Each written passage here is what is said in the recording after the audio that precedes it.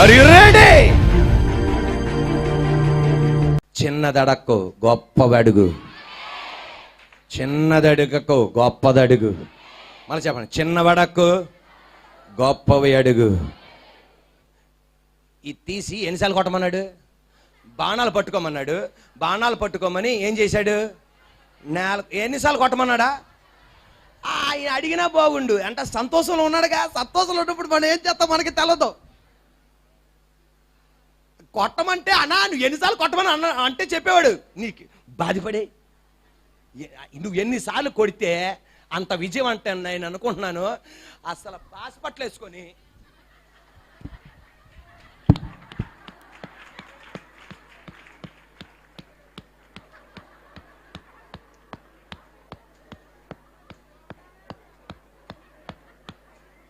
మీకు శిఖాకు వచ్చేది ఆబా అని అలా కొట్టేసేవాడు. అడగాలిగా. సంతోషంలో మనం ఏం చేస్తాం మనకు అర్థం కాదు. Are you ready? Are you ready? అడగకుండా కంగారులో పాట్ పాట్ పాట్ పంచారు 3 సార్లు కొట్టి ఆపేశాడు. వెంటనే ఎలీషా ఏం చేశాడు? కోప్పడ్డాడు. ఎలీషా ఏం చేశాడండి? కోప్పడ్డాడు. నువ్వేం చేసావు పని? నువ్వేం చేయాల్సింది? 5 సార్లన్నా 6 సార్లన్నా కొట్టాల్సింది. ఖచ్చితంగా నీకేమొచ్చేది? విజయం వచ్చేది. ఎలీషా స్వభావం ఎటువంటి స్వభావం తెలుసా? ఎలీషా వెళ్తుండగానే ఏలియా అన్నాడు, నీకేం కావాలన్నాడు. వెంటనే ఏమన్నాడు తెలుసా? నాకు 2 పాలు ఆత్మ కావాలన్నాడు. చిన్న దాంట్లో ఆగిపోడు మనోడు. అంతా ఉండండి. Are you ready? మీరు కూడా అనండి. అనండమ్మా. నాకు కూడా చిన్న చిన్న ఇష్టం ఉండవండి, అంత పెద్దగా. Are you ready? Are you ready? ఆ మనోడికి ఏంటంటే నన్ను వెంబడించే వాళ్ళు కూడా అలా ఉండాలనుకుంటాడు. అడిగాడు, నీకేం కావాలంటే నాకేం కావాలా? 2 పాలు ఆత్మ కావాలి.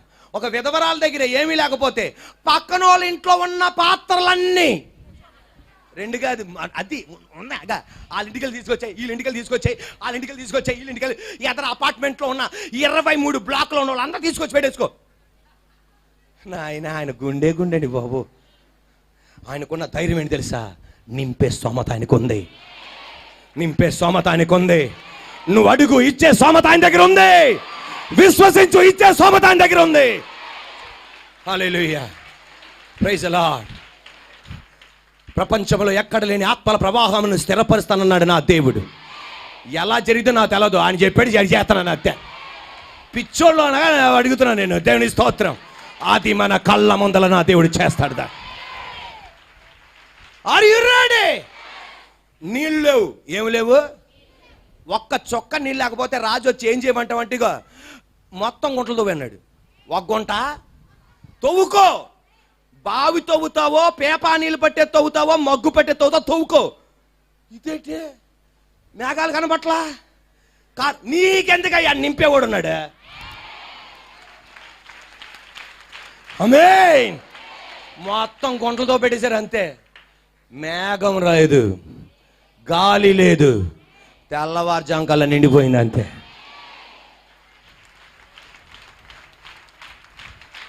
మన యేసయ్య స్వభావం అదే. నన్ను వెంబడించి వారు నాకంటే గొప్ప కార్యాలు చేస్తారు. మనం దేవుణ్ణి అడుగుతున్నాం, చిన్న అడక్కండి. ఏం చేయండి? నీకెందుకు అడగమంది ఆయన. గుంటలు తోమన్నాడు. ఎలా నింపుతాడో నీకెందుకు? నీకు కావాల్సింది ఏంటిది? దేవదూతలు తీసుకొస్తారో లేకపోతే నువ్వు బిందులో నిలిపోతావు. నీకెందుకు? నువ్వు పాత్రలు తీసుకురా, నింపుతా. ఎలాగంటే నువ్వు ఎలాగ అడక్కో, నేను చేస్తాగా. Praise the Lord. Are you ready? ఒక పాస్టర్ గారు ఇలాగ అన్నారంట. ఆయన ఎద్దుల బండి మీద పరిచయం చేసేవాడంట. పాడైపోయే సైకిల్ మీద పరిచయం చేసేవాడంట. అప్పుడు ఆటోలు కూడా లేవంట. ఆటోలు కనబడితే కార్లు అనుకునే వాళ్ళంట దాన్ని వాళ్ళ ఊరిలో. అలాంటప్పుడు ఒకరోజు ఈయన కరపత్రి పరిచయకి వెళ్తుంటే ఒక విమానం అని వెళ్తుందంట. ఈయన కింద నుండి అలా పైకి చూసి, ప్రభువా నా బతుకులో ఒక్కసారన్నా విమానం ఎక్కించవా అన్నాడంట. దేవుడు అన్నట అప్పా ఆమెను అంటారు అనుకున్నా. నా బతుకులో ఒక్కసారన్నా విమానం ఎక్కిస్తావా దేవా అని అన్నాడంట. దేవుడు అన్నట ఉండటమా నా బతుకులో ఒక్కసారన్నా విమానం ఎక్కిస్తావు దేవా అని అడిగాడంట. అడిగితే దేవుడు అన్నట అప్పా నీకు విమానమే ఇస్తానన్నాడంట.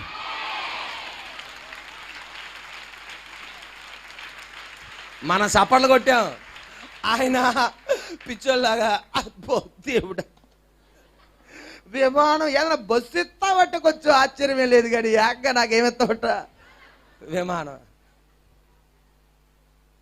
ఈ సాక్ష్యం నాకు ఎవరు చెప్పారంటే, నిన్న బుధవారం శిరీష అన్న చెల్లి వివాహం జరిగింది. శిరీష అన్న చెల్లి వివాహం జరిగితే ఆ వివాహానికి వెళ్ళాను. ఆ వివాహానికి వెళ్తే ఆ పెళ్లి కొడుకు పెళ్లి కూతురు రాలా, వీళ్ళు రాలా కరెక్ట్ టైంకి. మీరన్నా రండి అమ్మా కరెక్ట్ టైంకి. నాకు బాధ ఏంటంటే మర్చిపోతారేమో అనుకుంటున్నాను నేను. ఆ రోజు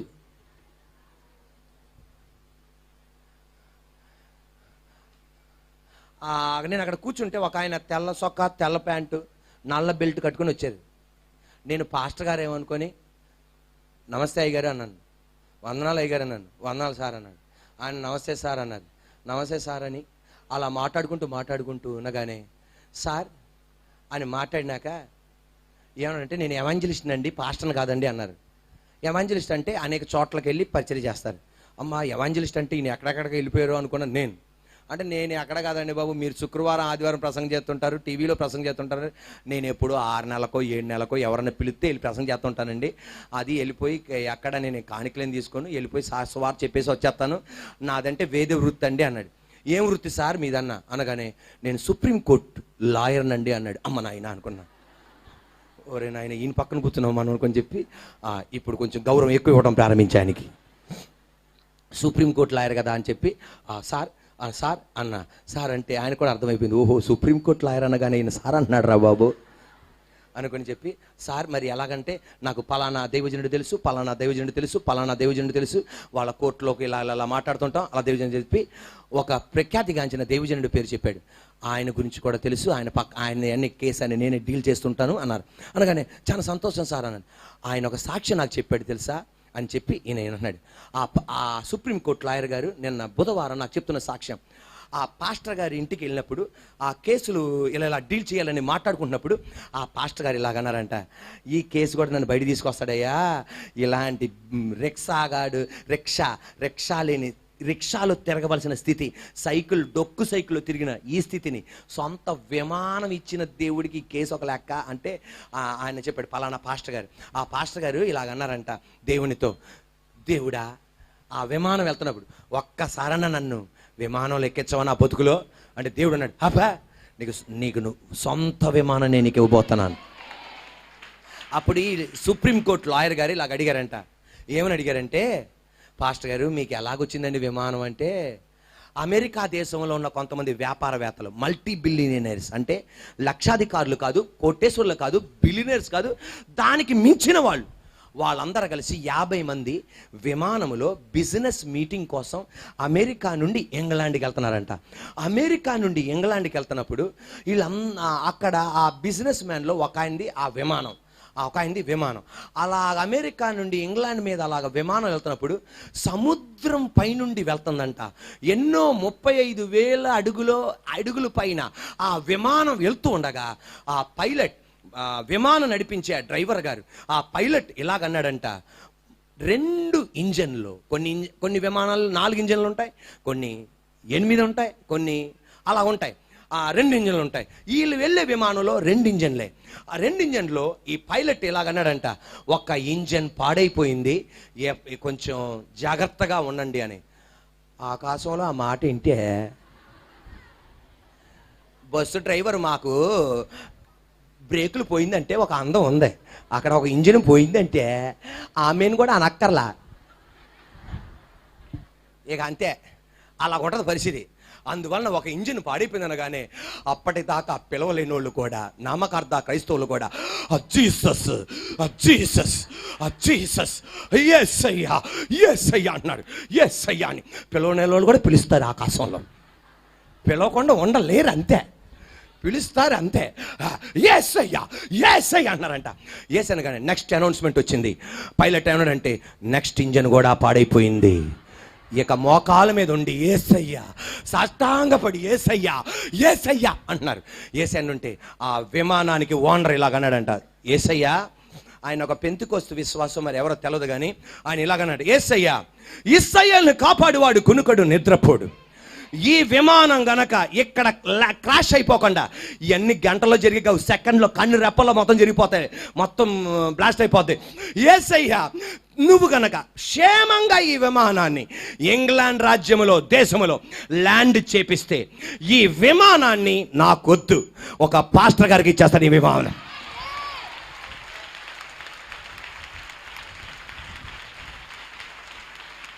ఒక పాస్టర్ గారికి ఇచ్చేస్తాను ఈ విమానం, నాకు ఈ విమానం నాకొద్దు అనడం ఆలస్యం. ఒక 2 నిమిషాల కల్లా మళ్ళీ అనౌన్స్మెంట్, ఒక ఇంజిన్ బంద్ చేస్తుంది అన్నాడంట. అందరూ జీసస్ అన్న వాళ్ళు ఇంకా గట్టి గట్టి కడుతున్నారట, జీసస్ జీసస్ అని అరిస్తారు, అరవకుండా ఉండలేరు. ఆమేన్, హల్లెలూయా. ఇంకొక నిమిషాలు, 5 నిమిషాల లోపలనంట నెక్స్ట్ ఇంజిన్ కూడా వర్క్ చేస్తుంది అన్నారంట. ఇంగ్లాండ్లో సేఫ్ ల్యాండింగ్ అయింది. ఇంగ్లాండ్లో ల్యాండింగ్ అయింది. ఇంగ్లాండ్ రాజ్యంలో సేఫ్గా అక్కడ ల్యాండింగ్ జరిగింది. దిగారు. అమెరికాకు వచ్చాడు. తన బిలియనర్స్ అందరితో మాట్లాడాడు. నేను ఇలా ఒప్పుకున్నాను అని చెప్పి అమెరికాలో ఉన్న పలానా ఆయనకి ఇద్దామంటే దేవుడు అన్నాడంట వద్దన్నాడంట. ఆయనకన్నా వద్దన్నాడంట. ఆయనకన్నా వద్దనంట. ఒక రాత్రి పడుకోగానే ఒక స్వప్నం వచ్చిందంట. ప్రభువా, ఈ ఫాస్ట్గా నేను ఎక్కడా చూడలేదు అన్నాడంట. ఆయనకి ఇచ్చి అన్నాడంట.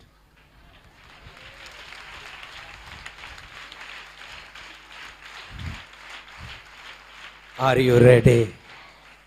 ఆ బిలియనర్ అన్నమాట, నువ్వు పాస్టర్ గారు, మీరు ఎయిర్పోర్ట్లో ల్యాండ్ చేయడానికి కొన్ని $1,000 కట్టాలంట. అది కట్టుకోలేరు, అది కూడా నేనే కడతా. మీరు ఎక్కడికి వెళ్ళాలన్నా పెట్రోల్ డబ్బులు కూడా నేనే ఇస్తా, పైలట్ ఛార్జ్ కూడా నేనే ఇస్తా. ఎలీషా ఎలాంటోడంటే, దేవుడు ఒక మాట చెప్పాడు అనుకో, అది మాత్రం చేసి రావడం కాదు, ఆ పక్కన ఉన్నాయి కూడా చేసుకొని రావాలా. దేవుడు నీతో చర్చిలో పట్టా ఎత్తమన్నాడు అనుకో, ఆ పట్టా పక్కన ఒక కుర్చీ ఉంది, రెడ్ కుర్చీ ఉంది. నాకెందుకు, దేవుడు పట్టానే ఎత్తమన్నాడని చెప్పేసి ఎత్తేసి రాకూడదు. ఏం చేయాలా? కుర్చీ కూడా పక్కన పెట్టి, అక్కడ ఎవరన్నా కూర్చుంటే లైట్ స్విచ్ చేసి, అక్కడ ఎవరన్నా కూర్చుంటే ఫ్యాన్ స్విచ్ చేసి రావాలి. అది దేవుడు ఆశించేది. మనం ఏమంటామంటే, నువ్వు నాకు చెప్పలేదుగా. ఈ రోజు నేను బాత్రూమ్ కడగమన్నారు, బాత్రూమ్ కడిగేసి రాకూడదు, పినాయిలు వేసి రావాలి. అంతే ఉంది, కలర్ రౌండ్లో వేసి రావాలా. బొద్దింకలు ఉంటే బొద్దింకని చంపి రావాలా. నన్ను కడగమన్నారుగా, అంతే కదా. నీ బతుకులో నువ్వు మార్పు చూడలేవు. మా అమ్మ బెడ్షీట్ మడత పెట్టమని చెప్పింది అనుకో, దానికి అర్థం ఏంటి? బెడ్షీట్ మడత పెట్టేసి ఒక దిండు అటు, ఒక దిండు ఇటు ఉంచమని కాదు, రూమ్ అంతా నీట్గా ఉంచమని. దేవుడు ఏదైనా చెప్తే దాని పరిస్థితి కూడా మొత్తం చేసి రావాలి. అందుకని పరమానందయ్య శిష్యులా చేయమని కాదు దానికి అర్థం. ఈ రోజున దేవాది దేవుడు చెప్పేది, ఇది నా పని, ఇది నా ఇల్లు, నా భర్త, నా భార్య, మా అత్తయ్య, మా మామయ్య, నా తమ్ముడు, నా అన్న, నా సంఘం.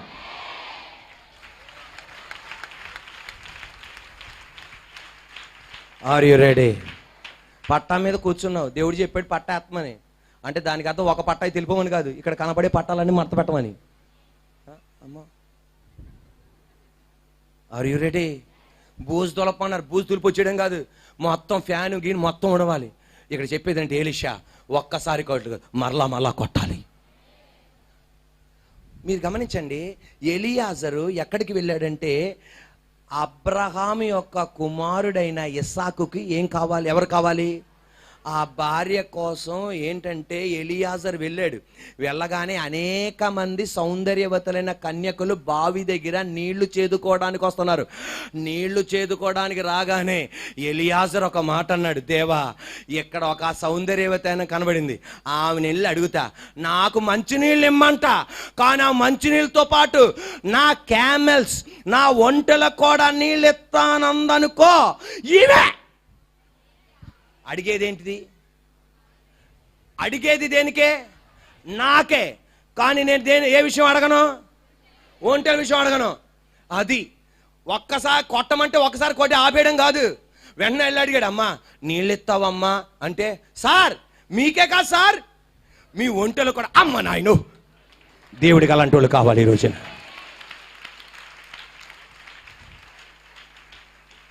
ఒక సందులో పరిచర్య చేస్తున్నాం, పక్కన వచ్చి మా అబ్బాయికి బాగోలేదంటే, అన్నయ్య చెప్పలేదు, మా ఏరియాలోనే చేస్తాం. అది కాదు నీ పరిచర్య.